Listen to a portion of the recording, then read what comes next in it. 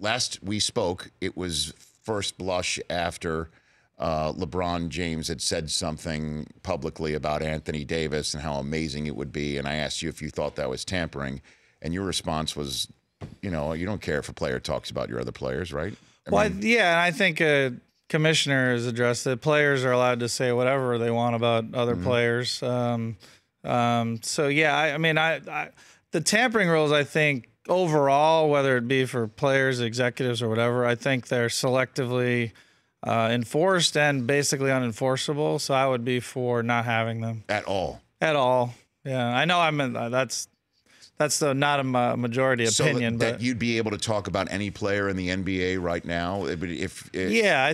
For me, that would be a preferred option. It just would make it more – it would make everything above the board, that happens in the league. Interesting. So, what if another general manager says, man, Harden would be great on this team. You wouldn't have a problem with that? Yeah, I think if you're not secure enough to say I've created an environment where this guy wants to be, then I think that's your problem, not someone else's problem. I like that. Okay. Yeah. So I'm curious to know what you think, because all of us here in the media, we fill our time talking about what was going to happen at the trade deadline and what's going to happen at free agency, because we're all thinking, who's going to put the team together to beat the Warriors? Now, you obviously, as a general manager, feel you have already done something like that.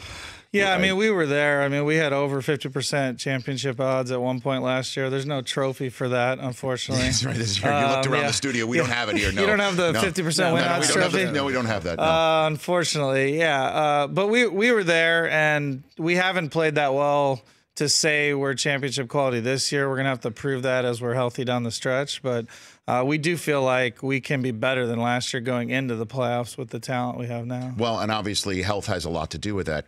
But the reason why I bring all of this up is so many people in the media, when they see a trade like the Knicks did, opening up max spots, plural, that we are assuming that players have already made a decision on their free agency destinations and have somehow signaled it.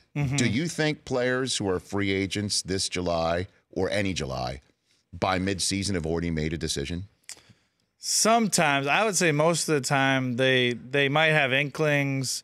They might have told their agents, here's a few places I want to go, but you can't really sign them to paper until later. So there's no guarantees.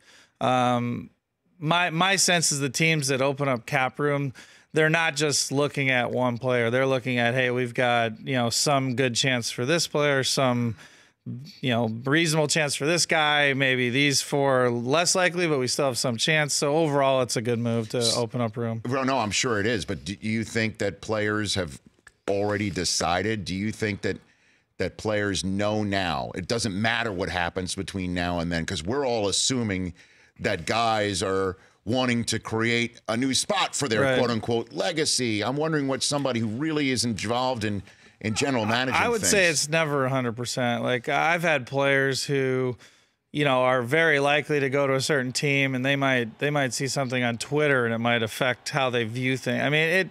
It's not over till it's over, and I think the idea that they've generally already said 100%, I know what I'm doing, is almost always not true at this time. Yeah, I know. So many people think that, again, other players in the NBA, I don't want to say their names, but we know who they are, that they're either A, gone, or B, not coming back to that spot, but definitely going somewhere here, that other, and it's kind of crazy. It's all probabilities. I do think, those probabilities shift, and players might have a sense, hey, I want to leave or I don't, but there's never 100%. There's always that meeting where you make your case.